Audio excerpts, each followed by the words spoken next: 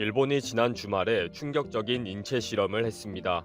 도쿄올림픽 조직위원회가 도쿄올림픽 때 관중들에게 C19가 어떻게 확산되는지를 인체 실험을 해서 대책을 세워보자 라고 나선 것입니다. 제정신이라면 있을 수 없는 실험이 대대적으로 일본 요코하마 야구 경기장에서 지난 주말에 벌어졌습니다. 내년 도쿄올림픽 때 관중들이 많이 몰려오면 C19가 어떻게 전파가 되고 경기 후에 발생한 환자들을 어떻게 파악해서 병원 수송과 치료하게 할 것인지를 확인해 보겠다는 것입니다. 그러기 위해 실제 상황을 만들어야 하니까 주말 야구 경기장의 관중들을 대상으로 실험해 보겠다는 것입니다. 요코하마 경기장은 도쿄올림픽 공식 야구 경기장이며 최대 수용 인원은 32,402명입니다. 프로야구가 최대로 인기가 있는 시즌 중에 관객을 대상으로 실험을 하겠다는 것입니다. 지난 15일에 전격 발표한 만석이 된 프로야구 경기장에서 C19 확산 실험은 충격적이었습니다.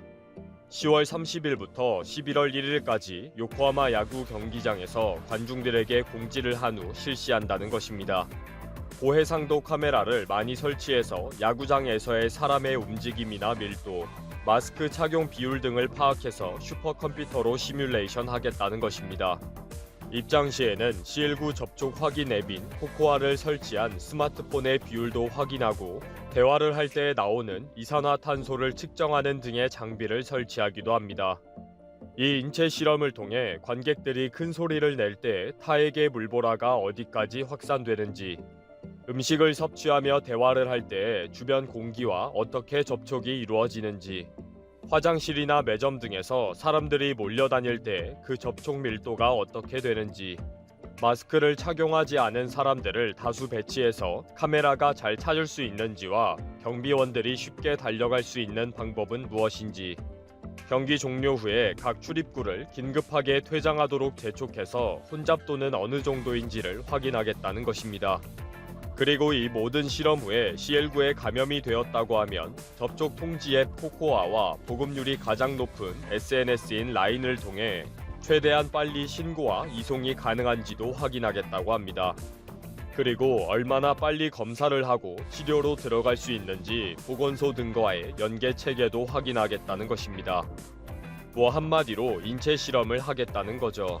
어떻게 이런 실험을 계획하고 발표를 할 수가 있는지 도무지 이해가 되지 않는데 일본에서는 가능하네요. 참 신통방통한 갈라파고스 섬나라입니다. 일본에서는 이 발표에 대해 올림픽 개최에는 꼭 필요한 실험이다. 실제 검증은 안 되는 현실성이 전혀 없는 말도 안 되는 실험이다. 라고 의견이 갈렸습니다. 실험이 제대로 되려면 최대한 많이 입장을 해서 C19의 일부 감염이 될 가능성이 있는 위험한 상황을 만들어야 합니다. 그래서 티켓 가격을 최대 35% 할인을 해주겠다. 필요하면 단체 할인도 가능하다. 비싼 유니폼도 있다. 공짜니까 많이 들어와라. 라는 식으로 홍보를 했습니다. 또 작전대로 되려면 관중들이 최대한 밀집되어 있는 상황에서 마스크를 벗고 대화를 많이 나눠야 침방울 등의 확산과 일부 C19에 감염되는 상황이 발생할 수가 있습니다. 그래서 도시락을 준비했으니 경기장 내에서 마스크를 벗고 먹으면서 말을 많이 해라 라면서 최고급 도시락을 나누어 주는 꼼수를 부렸습니다. 완벽한 인체 실험의 준비가 철저하게 된 것 같습니다. 직접 실험에 참가해야 하는 야구 팬들은 상당히 위험하다, 인체 실험 대상이 되기 싫다 라는 여론이 높았습니다. 왜 하필 가장 인기가 있는 요코하마와 한신과의 경기를 대상으로 하느냐 등의 항의도 있었습니다. 원래 일본 정부의 계획은 30일은 80%, 31일은 90%, 11월 1일은 100% 만석입니다. 최대한 바짝 붙어서 고함을 많이 치고 음식을 먹으면서 대화를 많이 해야 C19 대책을 세울 수가 있으니까요. 그런데 야구 팬들의 이런 우려 탓인지 불티나게 팔리고 진작 매진이 되어야 했을 티켓이 29일까지도 판매 상황이 부진했습니다. 인체 실험을 준비한 올림픽 조직위원회는 도시락과 유니폼을 공짜로 준다. 내년 올림픽이 열리기 위해 데이터가 필요하다. 애국 시민들의 협조를 부탁한다. 라고 언론을 통해 많이 홍보를 하기도 했습니다. 드디어 첫날 30일에는 전체 수용 인원 32,402명의 51%인 16,594명이 경기장에 들어왔습니다. 80%의 자리를 채워야 접촉을 많이 하고 서로 침방울 영향을 주고 C19가 전파되고 감염자가 발생할 수가 있는데 51%에 그친 것입니다. 야구 팬들이 겁을 단단히 먹었던 것 같습니다. 토요일인 31일에는 24,537명이 입장해 약 76%가 채워졌습니다. 90%가 목표였지만 그래도 어느 정도 인체 실험이 가능하게 된 것입니다. 카메라도 돌리고 도시락을 줘서 마스크 벗고 대화도 많이 하고 해서 어느 정도의 데이터가 모였다고 합니다. 마지막 날인 1일 일요일에는 다행스럽게도 27,850명, 86%가 몰려서 어느 정도의 만석이 되었다고 합니다. 마지막 날 목표는 100%가 채워져야 했지만 그래도 아주 만족스러운 실험이었다 라는 평가가 나왔습니다. 1일 오후에 올림픽 조직위원회가 기자회견을 했습니다. 실험은 무사히 잘 마쳤다. 실험 데이터를 내년 도쿄올림픽에 잘 사용할 수 있을 것 같다. 화장실이나 매점이 많이 혼잡했는데 올림픽 때 분산할 수 있는 방법을 찾으면 될 것 같다 등의 소감을 밝혔습니다. 이렇게 위험한 발상을 했다는 것도 놀랍지만 이런 인체 실험이 자연스럽게 이루어지는 일본이라는 나라가 더 충격적입니다. 이미 일본은 731 부대와 인간 어뢰, 가미카제 특공대를 국가에 충성한 군인이라고 야스쿠니 신사에 모셔두고 참배하는 나라입니다. 731 부대는 전쟁 당시에 일본의 엘리트 의사들이 주도적으로 준비하고 진행했습니다. 그 일본 장교들은 전쟁에 이기기 위해 수단 방법을 가리지 않고 인간을 실험 재료로 사용하는 범죄를 저지른 것입니다. 또 인간 어뢰 회천을 만들어서 그 말뜻대로 전쟁 막바지에 형세를 뒤집어 보겠다 라고 어린 학도병들을 공격용 어뢰에 넣은 발상을 했습니다.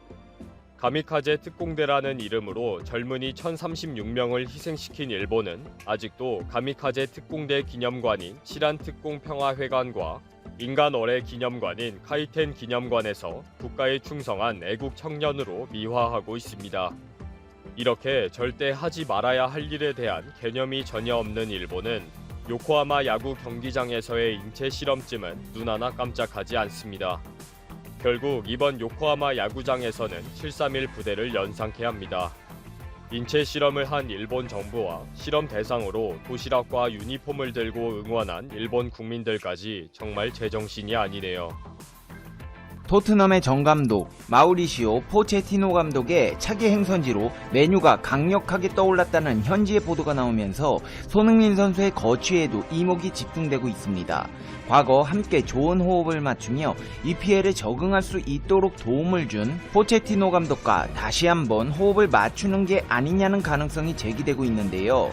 포체티노 감독은 과거 에스파뇰에서 일부 리그 팀을 지휘했고 사우스햄턴의 감독으로 프리미어 리그 무대에 데뷔했습니다. 토트넘 감독에 부임한 뒤에 구단 최초 유럽 축구연맹 챔피언스 리그 결승전에 진출했지만 지난해 11월 성적 부진을 이유로 경질되었습니다. 이후 대략 11개월 동안 휴식을 취한 포체티노 감독은 스카이 스포츠 해설위원으로 축구계에 돌아온 상태입니다. 클럽 지휘봉 대신 마이크를 잡고 분석을 하고 있는데요. 영국 매체 스카이 스포츠는 포체티노 감독이 리즈 유나이티드와 레스터시티 메인 호스트로 캐러거와 함께 토트넘 시절의 전반적인 커리어를 이야기하고 경기 분석까지 한다고 보도했습니다. 레알 마드리드, 맨체스터 시티, 맨체스터 유나이티드, 파리 생제르맹 등 굵직한 구단과 연결되어 계약 이야기가 오가고 있는 포체티노 감독을 두고 영국의 더 선지에서는 차기 행선지에 대한 보도를 냈는데요. 가장 유력한 행선지로 잉글랜드 프리미어리그의 맨체스터 유나이티드라는 보도가 나왔습니다. 매체에서는 이미 포체티노 감독이 마음을 굳혔고 빨리 가고자 한다는 보도를 했는데요. 토트넘에서 함께하다 벤피카로 이적한 얀 베르통원의 인터뷰를 실으며 포체티노가 메뉴 감독직을 주시하고 있다. 메뉴는 포체티노가 말했던 빅팀에 딱 맞는다고 전했습니다. 베르통원은 포체티노가 오래 기다린 탓에 빨리 현장에 복귀하려고 한다. 피지컬을 중시하기에 프리미어리그가 가장 맞다고 본다. 포체티노는 항상 빅클럽을 원했다. 최상위 클럽은 두세 개 팀 정도뿐이다. 토트넘에서 성과를 냈고 이제 더 큰 곳을 원한다. 포체티노는 감독 생활을 정말 사랑했다. 그가 조급해하는 것을 상상할 수 있다. 그는 정말 이 직업을 사랑하고 이 일을 계속하길 원하기 때문이라고 말했습니다. 그러면서 내 생각에는 포체티노 감독에게 잉글랜드 프리미어리그가 잘 맞는 것 같다. 그는 피트니스 레벨과 경기 체력을 매우 중요하게 생각하기 때문에 EPL이 그가 운영할 수 있는 가장 최선이라고 생각한다. 추측이지만 그는 B클럽을 이끌고 싶어 할 것이다. 선택지는 두세 개에 불과하다고 밝혔습니다. 더 선지에서는 베르통원이 현재 있는 감독을 고려해 구체적인 팀을 밝히지 않았지만 빅팀의 기준으로 보면 메뉴가 완벽하게 일치한다고 전했습니다. 그러면서 포체티노는 오래전부터 메뉴와 연결돼 있었다. 메뉴가 토트넘에 1대6으로 대패한 후 솔샤르 감독의 지위가 흔들렸고 포체티노의 이름이 다시 올라왔다. 차기 감독으로 유력해졌다고 전했습니다. 상황이 이런 가운데 토트넘은 손흥민과의 재계약을 간절히 원하고 있습니다. 미국 경제 전문 매체 포브스는 올 시즌 이적 시장에서 활발하게 움직였던 토트넘이 손흥민과 새로운 계약을 맺는다면 최고의 성과가 될 것이라고 보도했습니다. 토트넘은 지난 여름 이적 시장을 통해 가레스 베일을 비롯해 피에르 에밀, 호이비에르, 매트 도어티, 조아트, 세르이오 레길론, 카를로스 비니시우스, 조 로든 등 전 포지션에 걸쳐 7명의 선수를 데려왔습니다. 선수단을 보강한 토트넘이 기존 스쿼드를 유지하기 위해 재계약에 최우선적으로 나서고 있는 선수는 바로 손흥민입니다. 영국 현지에서는 토트넘이 5년간 총액 6,000파운드 약 885억 2,400만원에 달하는 초대형 계약을 제시했다는 소식이 나오고 있습니다. 포브스에서는 손흥민이 더 이상 토트넘의 언성 히어로가 아니다. 공격 옵션 중 최우선이다. 해리케인과 함께 환상의 호흡을 보여주며 팀을 이끌고 있다. 아시아에서 가장 유명했던 스타 플레이어 출신 손흥민은 이제 전세계적인 스타가 됐다. 그는 경기장 안에서 때때로 냉정을 잃을 때가 있었지만 경기장 밖에서는 모범적인 모습을 보여주고 있다고 밝혔습니다. 이런 상황에서 손흥민의 재계약에 변수로 작용할 수 있는 사건이 발생했습니다. 손흥민이 영국 최대 규모 에이전트와 계약을 한 것인데요. 최근 손흥민 측은 SNS를 통해 소넨풋볼 리미티드는 스포츠 에이전시 CAA 스포츠와 파트너십을 통하여 손흥민의 한 단계 도약을 돕고자 한다. 손흥민 선수의 매니지먼트이자 에이전시로서 상호 협력하여 최선의 노력을 기울이겠다. 글로벌한 행보를 많이 기대해달라며 새로운 에이전트사와의 계약 사실을 공개했습니다. 손흥민 선수가 새롭게 계약한 CAA 스포츠는 헐리우드 및 스포츠 스타를 보유한 미국 최대 규모의 스포츠 에이전시입니다. 손흥민 선수는 앞으로 CAA의 축구 담당 부서격인 베이스 사커 에이전시의 관리를 받게 됩니다. 베이스 사커 에이전시는 축구계에서 손꼽히는 대형 에이전트사로 이적 전문 사이트 트랜스퍼 마크트가 공개한 자료를 보면 고객 수가 스텔라 풋볼, 리미티드, 바세맨 다음으로 많습니다. 손흥민을 포함해 433명의 고객을 관리하고 있습니다. 프리미어리그를 누비는 선수들 중에서는 토트넘의 델리 알리, 맨시티의 카일 워커, 레스터의 제임스 매디슨 등 19명이 소속되어 있습니다. 이 가운데서 손흥민의 시장 가치는 7,500만 유로로 가장 높은 몸값을 기록하며 계약하자마자 소속사 간판으로 떠올랐습니다.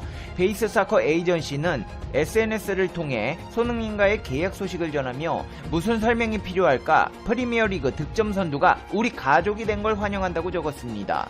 여기서 변수로 떠오른 상황이 있습니다. 바로 소속팀의 조제 무리뉴 토트넘 감독 또한 CAA와 계약을 맺고 있다는 것인데요. 손흥민이 재계약을 앞두고 새 에이전시와 계약한 것은 여러모로 의미가 큽니다. 스포츠 스타들이 거물 에이전시와 계약을 맺고 큰 규모의 계약을 따내는 것은 빈번하게 발생하는데 박찬호, 추신수, 류현진을 통해 잘 알려진 스캇보라스의 보라스 코퍼레이션의 사례만 들어도 이를 잘 알 수 있습니다. CAA의 경우 미국 경제 전문지 포브스가 지난해 선정한 세계에서 가장 파워가 센 에이전트 순위에서 상위 15위에 5명이나 소속 에이전트 선수의 이름을 올리는 등 그 힘이 막강합니다. 특히나 리그에서 득점 단독 선두를 달리는 등 그 가치가 절정으로 향하고 있는 손흥민 선수 입장에서는 몸값을 크게 끌어올릴 수 있는 기회입니다. 하지만 손흥민 선수의 재계약을 두고 무리뉴 감독과 같은 에이전시를 쓴다는 것이 토트넘과의 재계약에 어떻게 작용할 것인지가 주목되고 있는 상황인데요. 이에 대해 무리뉴 감독은 기자회견에서 손흥민의 에이전시가 내 초상권, 상업적 권리들을 대리하고 있는 것은 맞지만 그 이상은 아무것도 없다. 손흥민의 미래에 대해 상업적인 레벨에서 아주 큰 영향이 있을 것이라는 이야기를 할 수 있다. 왜냐하면 세계적으로 아주 크고 중요한 에이전시이기 때문이라는 발언을 했습니다. 이런 무리뉴 감독의 발언에도 불구하고 토트넘과의 재계약설이 힘을 얻고 있는 이유는 손흥민의 에이전시가 토트넘의 주요 인물들과 밀접한 관계를 맺고 있는 회사라는 점입니다. 손흥민의 에이전시는 토트넘 그리고 다니엘 레비 회장과 밀접한 연관이 있는 회사로 토트넘 전 감독인 더그 리버모어가 레비 회장과 함께 12년을 일했고 스카우트 부문에서 일한 웨인 로빈슨과 맷 워너가 요직을 맡고 있습니다. 재계약을 원치 않았거나 이적을 원했다면 굳이 지금 이